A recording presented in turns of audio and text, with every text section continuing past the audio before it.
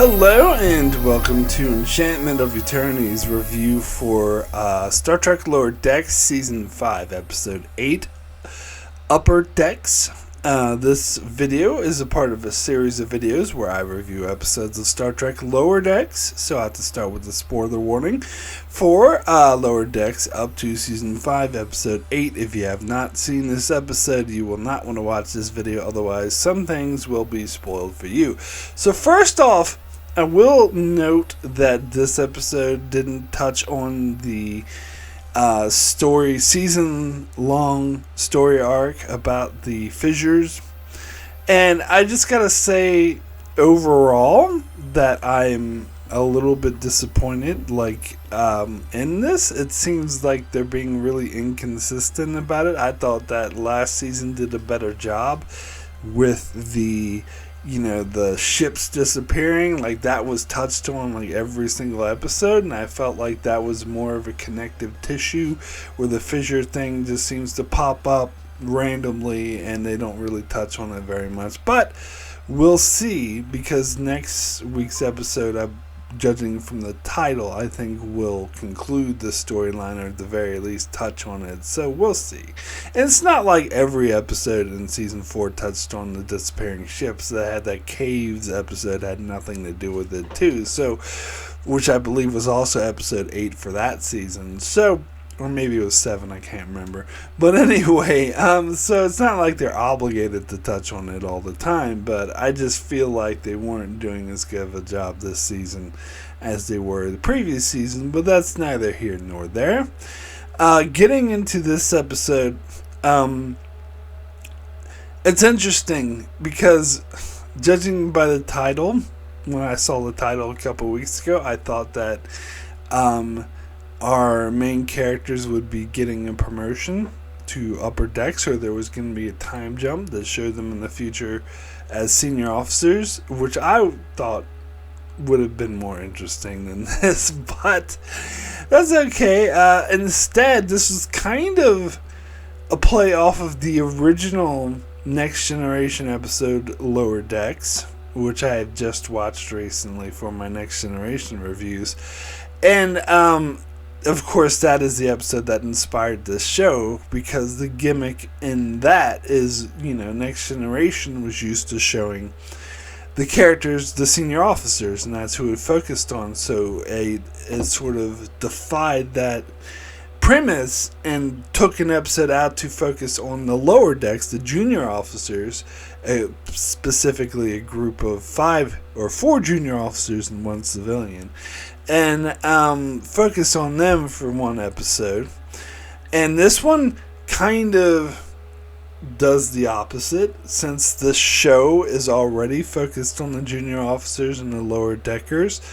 It switches it, so here's an episode focused on the senior officers. So it's kind of doing the reverse of what the episode Lower Decks and TNG did, which I think is clever.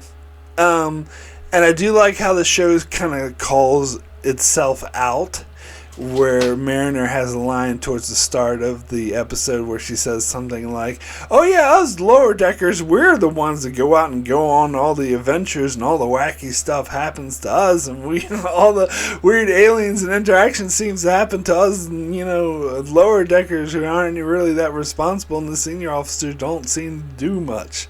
So it's sort of calling out, it's like a meta way of the show calling out its own premise, which I like. I thought that was really clever. And I like this sort of self-deprecating jokes. I think really work on that. But they're like, here, let's actually show, senior officers do a lot, so let's show them for one episode. The other thing it reminded me of was the Simpsons episode. I can't even remember what it's called now. It's like 21 Short Stories of Springfield or something, where it had all these random short stories intermixed. It actually I think the format of the episode was actually more like that than it was the TNG episode Lower Decks. Because the TNG episode Lower Decks had like one story that involved all 5 of those officers, and you did get to follow those or well, 4 officers. But you did get to follow those 4 officers and the civilian through their lives, and you explored them, but it was all basically centered around the same storyline about this Cardassian spy. And even if it wasn't following the Cardassian spy, it still had a through storyline about who was going to get the promotion to ops. Was it going to be Lavelle, or was it going to be Cito? And that seemed to be the character storyline. So it was a through storyline throughout. Where this episode was more like the 21 Short Stories of Springfield, where it's just random shit happening. Now, granted, there was a through storyline with the clickers, or whatever they were called, who ended up being involved in everything when they were trying to take over the ship. But even so, like, there was still like separate, like each senior officer had their separate thing. Like Captain Freeman just had like all these different meetings and different random shit she had to go through, and Ransom had to deal with these group of lower deckers trying to get this space alien to, so this scientist can examine the weird armadillo type cloaking things. I don't even know what the hell you call those things. Ransom kept calling them space cows. It's like, it's not a cow. That was kind of funny. Well, he had to deal with that. Shax is dealing with his own inner demons, like literal personal inner demon. At first, when that Shax storyline started, I thought it was related to the fact that he was dead, and it was something that like followed him from the afterlife. And I was like, oh, they're actually going to touch on this. But no, they didn't. I was hoping beyond hope that they would post, after 3 years, actually justify that, but they didn't. But anyway, I'm over that. But it was still interesting, him having to deal with his inner demons, and Billups, having to deal with an engineering like a minor problem that turns out being this huge thing where that could blow up the whole ship. And at one point they were doing like the whole Star Trek 2, having to sacrifice himself, and she's like getting out this axe. Is like, no, I'm not gonna let you die. And he's like, no, that axe is only for emergencies only. And she's like, well, what the hell do you call this? So it's funny. It's all funny. And the Ta'ana storyline, that kind of touched me personally, or rubbed me the wrong way on a personal level. Or not really, because Ta'ana her whole thing was she was being insensitive to other people's pain because she has a high pain tolerance. Which I don't know how that relates to my personal story, but my personal story is I've had a lot of people sort of belittle the pain that I'm in, because I've had a problem my whole life with constant headaches and migraines, and so I tend to take like Tylenols and painkillers a lot, and people they keep telling me it's bad for my liver, and I'm like, no shit, I know this, but the alternative is to be in constant pain. So I do try to limit the amount that I take, but they don't seem to like understand what it's like, and they think that I'm exaggerating this. One person even told me I had a low tolerance for pain, which I think part of me actually believed that for a little while, until I started having kidney stones. Now, kidney stones, any doctor professional will tell you, is one of the most painful things you could actually have. And it was I had one experience in particular with the kidney stone that was in like unbelievable pain. I went to the emergency room and I was screaming. They had to chirp me in and like pump me full of so much morphine. Like the first couple times it wouldn't help. That's because I was like out an hour away from the hospital. It took me an hour to get to the hospital. So anyway, but after that experience, I sort of realized that was the top of pain. And then I would compare that pain to, for example, one time I had a toothache, And that pain was almost just as bad as the pain I had with the kidney stone. And yet my dentist wasn't taking it seriously, and he's like, we can't give you any narcotics for that. And I'm like, and so I had to go to my actual doctor, who could see, like, he's a doctor, he could see how much physical pain I was in and how much it was affecting my body, and so he prescribed it for me. But the whole thing about people not taking my pain seriously, and it's funny, there's other cases like with the back pain I've had where they prescribed me this, narcotics or whatever. And I was like, I don't need this. Because the back pain at that particular time is nowhere near as bad as like my tooth pain, for example. Or, I don't know. It just reminded me about how, and through these experiences, I learned that I actually do have a high tolerance for pain, because I can go a long time, because I had to teach myself not to take these painkillers too often, because, well, they're narcotics. I don't want to fucking get addicted. I'm being very careful of that shit. Like, I know how people always remind me, oh, that's dangerous stuff. Like, I fucking know. I can tell how dangerous that shit is. And with the Tylenol, it's, damaging to your liver, so I've learned to restrict how much I've taken, so I go a long time tolerating this pain. And so I've actually learned that I have a high tolerance for pain, or I've accumulated a high tolerance for pain necessarily. And it kind of laughs that people would accuse me of having a low tolerance of pain, because they don't understand.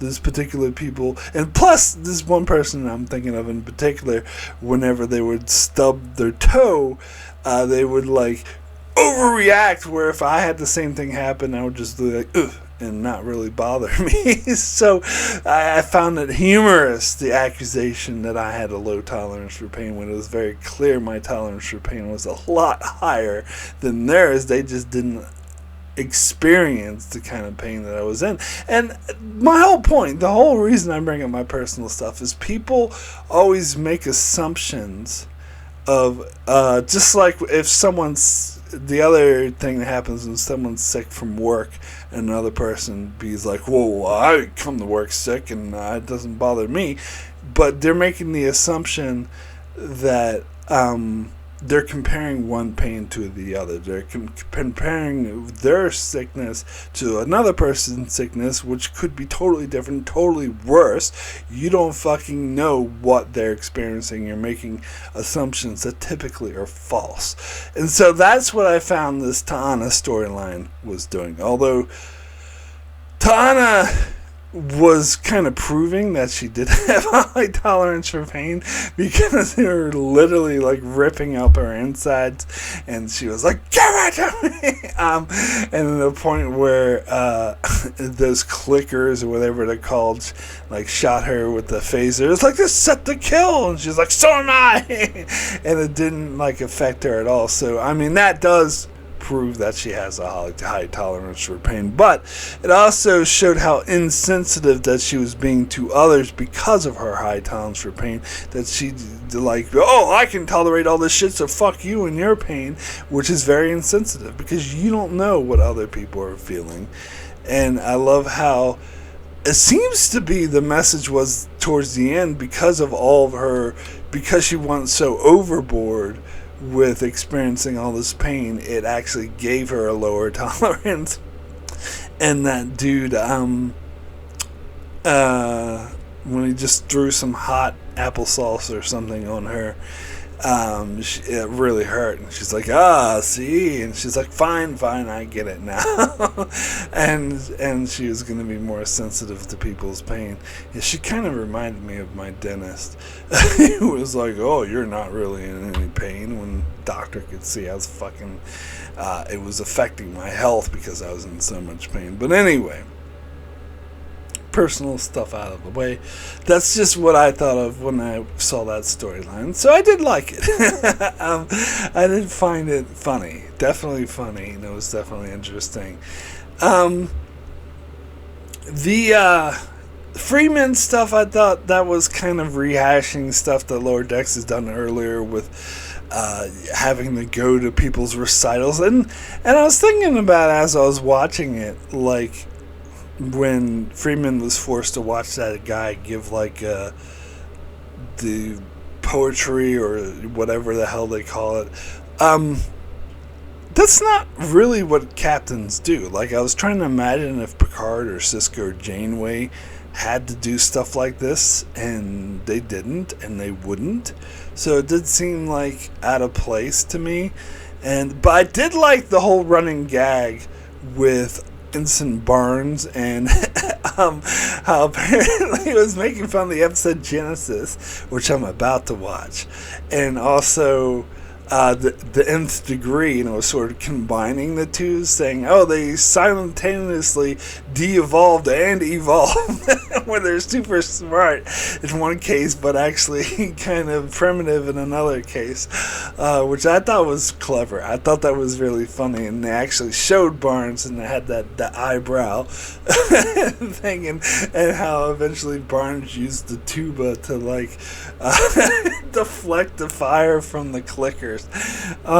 That was hilarious. Yeah, so I do appreciate the jokes in that. I did think it was really funny. And of course the stuff with Shax when his inner demon started attacking the clicker. Like, yeah. So this is a funny use of the premise, and it switches the premise of the show on its head. And as I said, I still appreciate how they call the show out. Call themselves out for the fact that all the wacky stuff seems to happen to the insignificant ensigns. But to be fair, like, we do get some of the senior officers. It's not like we don't know who they are. It's not like we've never had episodes focused on them. We have, but typically the episodes that focus on the senior officers also focus on the lower deckers. Like, the lower deckers are involved as auras like Ransom and Mariner, or Freeman and Mariner, or Ta'ana and Tendi, or something like that. Or if it's a storyline that just has to do with the senior officers, it's usually like a C plot. Like in that Starbase 80 episode, there was a C plot of Freeman and Ransom going off trying to find the engineer or whatever, but that wasn't the main plot. So, to be fair, yeah, they never had an episode that just entirely focused on just the senior officers. And they did that as kind of a flipping the whole Lower Decks TNG episode on its head, which I did appreciate. So overall, I did like this episode. I had a lot of fun with it. I thought it was funny. I don't think it didn't click the same way that last week's episode was, which I guess is a little me expecting too much, because since this is episode 8, typically episode 8s are amazing, which I wouldn't say that this is amazing personally. As I said, I don't think it connected as much on a character level as last week's episode did, but it was still fun. It was still an interesting premise. It was a nice little gimmick that they did, and there were a lot of funny jokes, like the whole thing with Billups and the whole engineering, like, things just kept getting worse and worse. It was an enjoyable episode, and I definitely had a few laugh out loud moments in this episode. So yeah, I think it was funny, and yeah, it was an enjoyable episode to watch. So my rating for Upper Decks out of 10 is going to be an 8. Extremely good. Yeah, funny episode, pretty good episode. I don't think it was good enough on the personal level or character level to get a 9, but it was still funny. It was still really funny, lots of jokes. And it wasn't like a bombardment of jokes like some of the really funny episodes have been. So, again, I wouldn't give it a 9. And there wasn't as many, like, Star Trek references. I mean, there were some, like the whole de-evolve thing, which was pretty damn funny. And I love the fact that they actually showed Barnes, and yeah. But anyway, so yeah, it was an enjoyable episode for sure. Definitely a strong point of the season. So that is it for my review of Star Trek Lower Decks, Season 5, Episode 8. I shall be back next week for the penultimate episode of the entire show. So sad. So sad that the show is ending, but you know what they say, all good things and all that. But that's from a different show. But anyway, so I'll be back next week and the week after to cover the final 2 episodes of Lower Decks. So be sure to check me out for that, and also check out the channel as I continue to cover Star Trek Next Generation and Star Trek Deep Space Nine, one episode at a time, and many other shows as well. So be sure to subscribe so you can keep up with all of that, and thanks a lot for watching.